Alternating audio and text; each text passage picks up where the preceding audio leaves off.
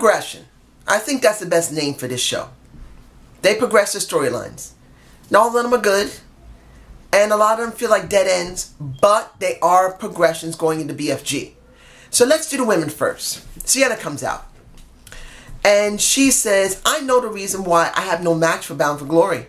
They're going to make me the next GFW, induct me into GFW Hall of Fame, along with KM. I'm sorry, ladies and gentlemen. I know there's a lot of people who don't mind KM as a heel as he is. I just don't like him as that type of heel. He just feels underutilized as he is. Are you calling me a liar? I just feel like he could be used better than that. That's just me. He's trying. Don't mind me. I still believe it sucks. But I do notice that he is trying his hardest to try and get this thing over. But it just... Then we got Terrence Terrell, we got Gail Kim, and then the saddest out of all of it, not talking about Karen Jarrett, no, Allie comes out. Now all these women are wearing kind of revealing tops, and I'm sorry for men and women, if anyone who gets offended what I'm about to say, I'm not saying this because I'm sexist. I'm just being honest. They're showing this on television, no matter if it's American television, Canadian television, or European television. They're going for some titties. And she is showing, because she's a heavyset woman, a heavyset young lady, some big boobies there. Oh my goodness. I knew she was heavy-chested. I just didn't know it was that much. And that was a lot. They told her, look, we need you to go out there and show some titty. And that's what she did with that, what was it, pink or reddish top? I think it was pinkish red. I don't care. That is some boobs there. You see I'm botching because that was a lot to look at. But the thing that made me very upset, she acknowledged everyone else's accomplishments. And the only thing that she's allowed to say is, I am Allie and I deserve this shot. How the mighty have fallen. Allie last year was so freaking over. The crowds inside the Impact Zone in Orlando would not just cheer, they would do a standing ovation for her.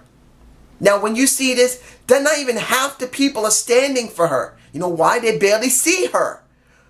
It's so sad to see this. It's so sad. The only person there that made the most sense, that should have already been pushed and would have made the division a little bit better, is Allie. And Allie has been flat on her face for months. They have done nothing but work. I hate that she's been working with Braxton Sutter. I know that's her boyfriend in real life. From what I understand, that is her actual boyfriend. I'm not upset that they're working together. They love each other. They want to be together. They allow it. I'm fine with it. They try to make some storylines with them. Fine. But the thing is that Allie has been floundering because of working with him, and it's dumb. As much as they want to work together, it's destroying her popularity. So then Karen comes out and says, you know what, Bound for Glory, you're going to have Sienna, Terrence Terrell, Gail Kim, and Allie. A fatal four-way. I just feel sorry for Allie. I don't feel sorry for Gail Kim. We already know there's a very good chance she's going to win that title. I'm not sorry for Terrence Terrell. She just came back. She can still rebuild her credibility. Sienna's credibility has been shot for months because they have not focused on her. And she's been the champion. And what happened to well, actually, we do know about Rosemary's shoulder. She's not being seen right now because she is supposedly really injured. So, of course, you're not going to see her. Of course. But it would have been nice to see some type of video of her. Something that shows that she's all right. Kind of go with a little bit of realism. I just feel like they're doing this, but I wish they would do a video talking about what really happened to her, and hopefully she'll come back. Like what Paul Heyman did, he may have lied to the wrestlers, but he didn't lie to the fans, and I think that's what they needed when it came to Rosemary. She got legitimately hurt by Sexy Star, and I think they should acknowledge that. Instead of just doing a Twitter, I think they should have done a video of her, or at least put it on YouTube. That's just me, and I just feel sorry for Allie. We had OVE versus some jobbers. Fine, squash match, it's alright. It had to happen. Then you have, look, I could leave this at the end, but I'm not going to. LAX, they had 2 major segments. They weren't there, but they had 2 major video segments. One, you could see, I think Ortiz and I forgot the other guy's name, but you finally see them talk more with Diamante by their side. This is kind of one of the things I wish. I know Diamante's been hurt and she's not shown, but they could show her more talking. They could do something in the back, messing with the women. She doesn't even have to be fighting or anything. I just would like to see Diamante more often. I know she's hurt and maybe she's in developmental, but she's already been seen in the main roster. They should do something with her. But seeing Ortiz and the other guy, I can't remember his name, it's good to see them show emotion. How many months have we been wanting to hear their voices? Other than the segments where Conan has been talking over their asses. This was good.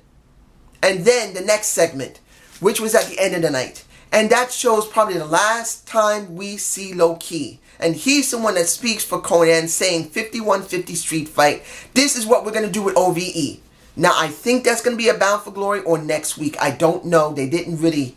I might have missed it when it came to the commentary team, because my stream kind of fluttered a little bit. You know how streams are. So I don't know if they said this was for Bound for Glory or they said this is for next week. Honestly, it should be for Bound for Glory, and maybe it probably is. But a 5150 street fight... Let me ask you guys. You tell me below.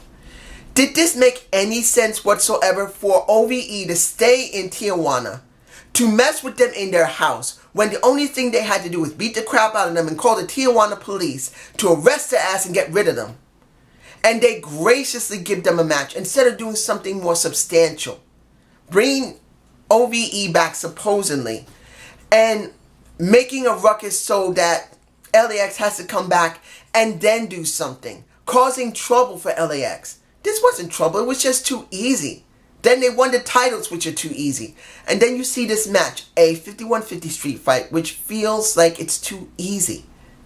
It doesn't feel like it's special.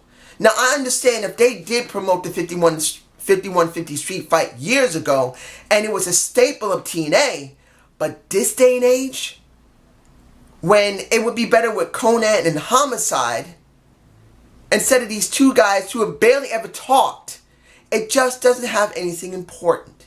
That's just me, and that kind of upsets me very badly. Doesn't mean it won't be good at Bound for Glory if it's happening there. It just feels like it's lacking. Here's another thing that's lacking, and I don't care. Guido and the VIP segment, where he was signing autographs, taking pictures. I don't have them, unfortunately. I kept missing it. But then it is Joseph Park who is raking in the money, and using his ass and giving him almost nothing. Do I feel like I enjoy this or care? No. Look, the problem here is this. They're trying, if this is what I'm getting from the writing team, or the creative of GFW, they're showing that Joseph Park is using Guido to make money. And he's giving him almost nothing as a, what you would call a non-documented worker. I had to clear my throat for that one. As a non-documented worker, he gets nothing but shit. If they're going for that angle instead of the marriage part, it's even worse than anything anyone ever imagined. For him to be using him like this, which I don't care. He was using Laurel Van Ness, and we saw Laurel Van Ness later in the night going around in a scooter wearing an extremely tight dress. Well, I don't think tight dress. It's kind of like a tight poom-poom shorts, which I will talk about in a minute. But if you're going there, wouldn't it be better to do the angle for gay marriage? Because then it will be a surprise and people will care about it. It's just... I have them in my face. I can't be fake. Can't be looked at when I that's it. I'm moving on to Laura Van Ness, and briefly speaking, her craziness needs to end now. It's played out. It's done. And it's sad to see that they know it's probably played out. They made recordings of it. And still we're going to deal with this for who knows how many months.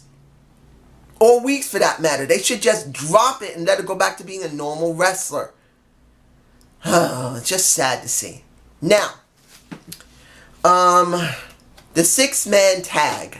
What was that? I mean, I haven't seen Matt Sydal in a long time. And when was the last time you seen Andrew Everett? Woo! We haven't seen either one of those guys in, well, next to what happened with Lashley, when it came to Sydal, that's at least a month or so ago. Everett was about 2 or 3 months ago, I believe. So we got practically all the X Division guys that they're willing to show in one ring. The heels win. No, the faces win, I believe. I can't remember. I cannot remember who won. But the faces won. I don't really care. This should be about Petey Williams. Tell me if I'm wrong, ladies and gentlemen. People have been pushing this guy for the last couple of weeks, saying that he's important to the X Division, that he means business. But we have barely seen him. And the video packages haven't been that bad, but they've been the same ones. It would have been better if they'd done at least more than 1 or 2. I just feel like this should be about Petey Williams trying to reclaim the X Division Championship from a guy who doesn't even give a damn in a Treble Lee. But no, at the rate it's going, it's going to be about Treble Lee. It's going to be about Matt Sydal. It's going to be about Petey Williams. And it's going to be about Sanjay Dutt. Another possible fatal 4-way. It just doesn't feel right. It doesn't. Now, let's get to the situation at the beginning of the show. Had to think about this. Do I want to actually use it now? I should. You got Eli Drake. Ow. Eli Drake comes out, cuts a beautiful promo. The man, he just exudes money with that cigar in his mouth. I don't smoke. I don't drink. But seeing him made it feel important. Personally, I don't like smoking and drinking. I don't always think it's important for someone to go that far. But with him looking like that, he looks like he's important. That's just me. If you do it right, you can look important with that kind of... Ugh. But anyway, he cut a great promo, and then he got, well, seeing disrespect. They're not going to do that much with Chris Masters. In other words, Chris Adonis. And they need an opponent when it came to Garza Jr. Garza Jr. So they stuck them together. Garza Jr. versus the Master Lock and Chris Adonis. I know I didn't have to say that, but I did anyway. It wasn't about the match. Eli Drake made commentary relevant. I'm saying this honestly. Eli Drake was very good on commentary. He felt like he was meant to be there. He just has that type of voice. He has that type of attitude. He knows how to talk on the mic very well. Then you had Johnny come out. Beat the crap out of Chris Adonis. Then beat the crap out of Garza Jr. And then what did we get? We get the Jim Cornette. Comes out. He said, "What's wrong with you? Are you crazy? You want a shot at that title? I can see how angry you are." You got Garza Jr. versus Johnny. Not saying Johnny Impact. I said it, damn it. Next week, whoever wins that is going to Bound for Glory against Eli Drake. And I got to say this about the promo beforehand. Before any of that came to fruition in the very beginning of the show. You got Eli Drake cutting a beautiful promo pretty much saying that I'm going to hold on to this title no matter what. I felt that was done very well. And this goes along with it. You know Jim Cornette's trying to get rid of his ass, so he's doing everything he can, which goes along with this. So this is a progression, as I said in the beginning of the show. Now let's see, am I forgetting anything else? You got Storm and you got EC3 versus Phantasma and what is the guy name? Tadano. And then Pastaro. If I'm pronouncing the other guy's name right. He came out halfway through the match. Do I really care about this? No. You know why? They didn't set this up properly. If you're trying to do a AAA battle between GFW, you need to have the GFW guys go to Tijuana, do some videos there where they attack the guys in Tijuana. Not just Phantasmo and Tayano and Pasado, if I'm pronouncing his name right. You need to go to AAA and fuck with the guys there to make it relevant. But they didn't do that, so this is what we got. We're stuck with that. So it doesn't really mean much. And I know they're going to extend it into Bound for Glory. And because they have not promoted GFW properly, they have not promoted AAA right, this just looks bad. It just does. Even though it's a progression, it sucks. Now, what's left? The last thing I'm going to talk about, if I forgot anything, I'm sorry. This is the attack on Lashley. I said last week someone had to go interact with Lashley. I thought it was going to be Jim Cornette, but it was Moose. Moose goes in, gets his ass handed to him, and then he's thrown out. Now it's obvious that we're going to have a match at Bound for Glory. But as a progression, it makes sense, but then it doesn't. Why would they go there? And particularly that Moose said on the phone, don't worry, I can handle this myself. I don't need no damn backup. If you're trying to separate these two, and then you bring them together, and then you do that, that makes no sense. Why would Jim Cornette even, not promote it, but going along with this? He should fine Moose for what he's done, and I know he won't. Moose should be arrested for what he did. And then the people that talked to him should be arrested. But we're not going to get that either. No realism. Excuse me. It was a progression. But the realism isn't there. Like most of these things that they set up in this show going to Bound for Glory, it doesn't really feel like it's important. It doesn't feel like it means something. Hell, we don't even know who the next Hall of Famer is going into Bound for Glory. We don't know yet. They should have already started announcing it already. Unless I missed it. And I could be wrong. But it's like halfway done.